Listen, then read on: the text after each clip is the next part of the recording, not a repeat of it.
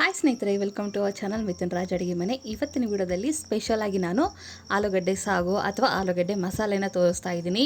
ಯಾವಾಗಲೂ ಒಂದೇ ಥರ ಮಾಡೋದಲ್ಲದೆ ಸ್ವಲ್ಪ ಡಿಫ್ರೆಂಟಾಗಿ ವೆರೈಟಿಯಾಗಿ ಮಾಡಿ ತೋರಿಸ್ತಾ ಇದ್ದೀನಿ. ಪೂರಿ, ಚಪಾತಿ, ದೋಸೆ ಎಲ್ಲದಕ್ಕೂ ಸಖತ್ ಕಾಂಬಿನೇಷನ್ ಅಂತ ಹೇಳ್ಬೋದು.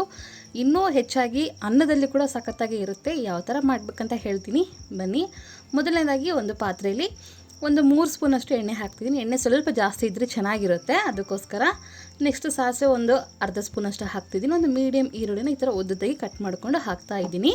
ಯಾವಾಗಲೂ ಒಂದೇ ಥರ ಮಾಡಿ ಬೇಜಾರಾಗಿದ್ದರೆ ಒಮ್ಮೆ ಈ ಥರ ಡಿಫ್ರೆಂಟಾಗಿ ಟ್ರೈ ಮಾಡಿ, ಸಖತ್ ಸೂಪರಾಗಿರುತ್ತೆ ಅಂತ ಹೇಳ್ಬೋದು.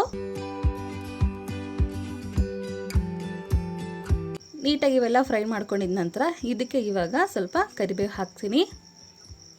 ನೆಕ್ಸ್ಟ್ ಒಂದು 3 ರಿಂದ 4 ಹಸಿಮೆಣಸಿನ್ಕಾಯಿನ ಉದ್ದದಾಗಿ ಕಟ್ ಮಾಡ್ಕೊಂಡು ಹಾಕ್ತಿದ್ದೀನಿ. ಫಸ್ಟಿಗೆ ಕರಿಬೇವು ಹಾಕಿಬಿಟ್ರೆ ರೋಸ್ಟ್ ಥರ ಆಗಿಬಿಡುತ್ತೆ, ಅದಕ್ಕೋಸ್ಕರ ನಾನು ಈರುಳ್ಳಿ ಹಾಕಿದ ಮೇಲೇ ಹಾಕ್ತೀನಿ. ಇದು ಸ್ವಲ್ಪ ಕೈ ಆಡಿಸ್ಕೊಂಡ ನಂತರ ಇವಾಗ ಇಲ್ಲಿ ಶುಂಠಿ ಬೆಳ್ಳುಳ್ಳಿ ಪೇಸ್ಟ್ ಹಾಕ್ತಿದ್ದೀನಿ 1 ಸ್ಪೂನಷ್ಟು. ನಾವು ಯಾವುದೇ ಅಡುಗೆ ಮಾಡಿದರೆ ಫ್ರೆಶ್ ಆಗಿರುವಂಥ ಶುಂಠಿ ಬೆಳ್ಳುಳ್ಳಿ ಪೇಸ್ಟ್ ಹಾಕಿದರೆ ರುಚಿ ಸ್ವಲ್ಪ ಜಾಸ್ತಿ ಆಗುತ್ತೆ, ಚೆನ್ನಾಗಿರುತ್ತೆ ಟೇಸ್ಟ್ ಕೂಡ. ಇದು ಕೂಡ ನೀಟಾಗಿ ಕಲಿಸ್ಕೊಂಡಿದ ನಂತರ ಇದಕ್ಕೆ ಸ್ವಲ್ಪ ಒಂದು 1/4 ಸ್ಪೂನಷ್ಟು ಅರಿಶಿಣ ಪುಡಿ ಹಾಕ್ತಿದ್ದೀನಿ. ನೆಕ್ಸ್ಟ್ ಹಸಿ ಬಟಾಣಿ ಹಾಕ್ತಿದ್ದೀನಿ. ನೆಕ್ಸ್ಟ್ ಒಂದು ಮೀಡಿಯಮ್ ಸೈಜ್ ಟೊಮೊಟೊ ಈ ಥರ ಕಟ್ ಮಾಡಿಕೊಂಡು ಹಾಕ್ತಾಯಿದ್ದೀನಿ. ನೆಕ್ಸ್ಟ್ ರುಚಿಗೆ ತಕ್ಕಷ್ಟು ಉಪ್ಪು ಕೂಡ ಇಲ್ಲೇ ಹಾಕ್ಕೊತೀನಿ. ಕಡಿಮೆ ಬಿದ್ದರೆ ಲಾಸ್ಟಲ್ಲಿ ಹಾಕ್ಕೊಳ್ಳೋಣಂತೆ. ನೆಕ್ಸ್ಟ್ ಇದನ್ನು ಉಪ್ಪು ಹಾಕಿದ್ಮೇಲೆ ನೀಟಾಗಿ ಕಲಿಸ್ಕೊತೀನಿ. ಮಾಡೋದು ಕೂಡ ತುಂಬಾ ಸುಲಭ ಆ್ಯಂಡ್ ಬೇಗನೆ ಮಾಡ್ಕೋಬೋದು. ಯಾವಾಗಲೂ ಒಂದೇ ಥರ ಮಾಡಿ ಬೇಜಾರಾಗಿರುತ್ತಲ್ವ, ಅದಕ್ಕೋಸ್ಕರ ಈ ಥರ ಡಿಫ್ರೆಂಟಾಗಿ ಟ್ರೈ ಮಾಡ್ತಾನೆ ಇರಬೇಕು. ಇದೆಲ್ಲ ಸ್ವಲ್ಪ ನೀಟಾಗಿ ಫ್ರೈ ಆಗಿದ್ಮೇಲೆ ನೋಡಿದ್ರೆ ಫ್ರೈ ಆಗಿದೆ.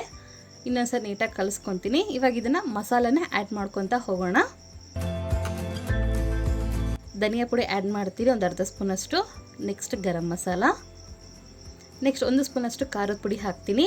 ಆಲ್ರೆಡಿ ಮೆಣಸಿನ್ಕಾಯಿ ಹಾಕಿರ್ತೀವಿ, ಖಾರದ ಪುಡಿ ನೋಡಿಕೊಂಡು ಹಾಕ್ಕೊಳ್ಳಿ, ಮತ್ತು ಜಾಸ್ತಿ ಆದರೆ ಕಷ್ಟ ಆಗುತ್ತೆ, ಅದಕ್ಕೋಸ್ಕರ. ಎಲ್ಲ ಮಸಾಲೆನ ಹಾಕ್ಕೊಂಡ್ಮೇಲೆ ನೀಟಾಗಿ ಕಲಿಸ್ಕೊತೀನಿ. ಇನ್ನೊಂದು ಸರಿ ಕಲಿಸ್ಕೊಂಡಿದ ನಂತರ ಇವಾಗ ಇದಕ್ಕೆ ಆಲ್ರೆಡಿ ರೆಡಿ ಮಾಡ್ಕೊಂಡಿರುವಂಥ ಕುದಿಸಿರುವಂಥ ಆಲೂಗಡ್ಡೆನ ಈ ಥರ ಸಣ್ಣದಾಗಿ ಸ್ಮ್ಯಾಶ್ ಮಾಡಿಕೊಂಡು ಹಾಕ್ತಾಯಿದ್ದೀನಿ.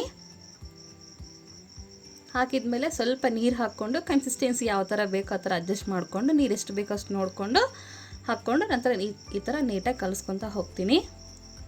ಒಂದೇ ಸರಿ ಜಾಸ್ತಿ ನೀರು ಹಾಕಿಬಿಟ್ರೆ ನೀರಿಗೆ ಹಾಕ್ಬಿಡುತ್ತೆ, ಅದಕ್ಕೆ ಸ್ವಲ್ಪ ನೀರು ಹಾಕ್ಕೊತ ಕನ್ಸಿಸ್ಟೆನ್ಸಿನ ಅಡ್ಜಸ್ಟ್ ಮಾಡ್ಕೊಳ್ಳಿ. ಇನ್ನೊಂದು ನೆನಪಿಲ್ಲಿ, ಆಲೂಗಡ್ಡೆ ಪಲ್ಯ ಕಂಪ್ಲೀಟಾಗಿ ಆದಮೇಲೆ ಸ್ವಲ್ಪ ಗಟ್ಟಿ ಆಗ್ತಾ ಬರುತ್ತೆ, ಅದಕ್ಕೋಸ್ಕರ ಸ್ವಲ್ಪ ನೀರು ಜಾಸ್ತಿನೇ ಹಾಕ್ಕೊಳ್ಳಿ. ಇವಾಗ ಇದಕ್ಕೆ ಇನ್ನೂ ಸ್ವಲ್ಪ ನೀರು ಆ್ಯಡ್ ಮಾಡ್ತೀನಿ, ಯಾಕೋ ಗಟ್ಟಿ ಆಗಿದೆ ಅನ್ನಿಸ್ತು ನನಗೆ, ಅದಕ್ಕೋಸ್ಕರ. ಈ ಥರ ಇನ್ನೂ ಸ್ವಲ್ಪ ನೀರು ಹಾಕ್ಕೊಂಡು ಇನ್ನೂ ನೀಟಾಗಿ ಕಲಿಸ್ಕೊಂಡು 5 ನಿಮಿಷ ಕುದ್ರೆ ಸಾಕು, ಜಾಸ್ತಿ ಏನೂ ಬೇಡ, ಆಲ್ರೆಡಿ ಎಲ್ಲವೂ ಕುದ್ದಿರುತ್ತಲ್ಲ, ಅದಕ್ಕೋಸ್ಕರ.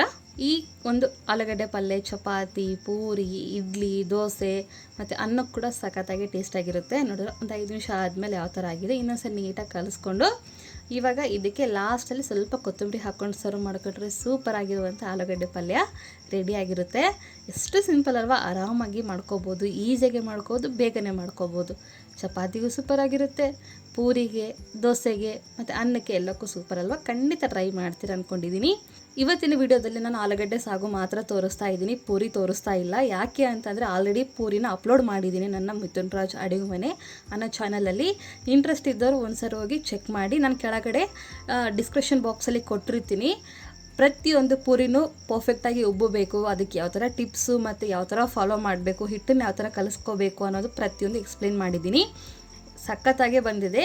ಇಷ್ಟ ಇದ್ದವ್ರು ಒಂದ್ಸರಿ ಹೋಗಿ ಚೆಕ್ ಮಾಡಿ. ಆ್ಯಂಡ್ ಇವತ್ತಿನ ಈ ರೆಸಿಪಿ ಆಲೂಗಡ್ಡೆ ಸಾಗು ಅಥವಾ ಆಲೂಗಡ್ಡೆ ಮಸಾಲ ಯಾವ ಥರ ಬಂದಿದೆ ಅನ್ನೋದು ಹೇಳೋದನ್ನು ಮರಿಬೇಡಿ. ಖಂಡಿತ ಟ್ರೈ ಮಾಡಿ ನೀವು ಮನೆಯಲ್ಲಿ. ಹೇಗೆ ಬಂದಿದೆ ಅನ್ನೋದು ಕಾಮೆಂಟ್ ಬಾಕ್ಸಲ್ಲಿ ಹೇಳೋದನ್ನು ಮರಿಬೇಡಿ, ಓಕೆನಾ. ಆ್ಯಂಡ್ ಈ ವಿಡಿಯೋ ಇಷ್ಟ ಆದರೆ ಲೈಕ್, ಶೇರ್ ಆ್ಯಂಡ್ ಸಬ್ಸ್ಕ್ರೈಬ್ ಮಾಡ್ಕೋದನ್ನು ಮಾತ್ರ ಮರಿಬೇಡಿ. ಮುಂದಿನ ವಿಡಿಯೋದಲ್ಲಿ ಮತ್ತೆ ಸಿಗೋಣ. ಅಲ್ಲಿವರೆಗೂ ಟೇಕ್ ಕೇರ್, ಬಾಯ್.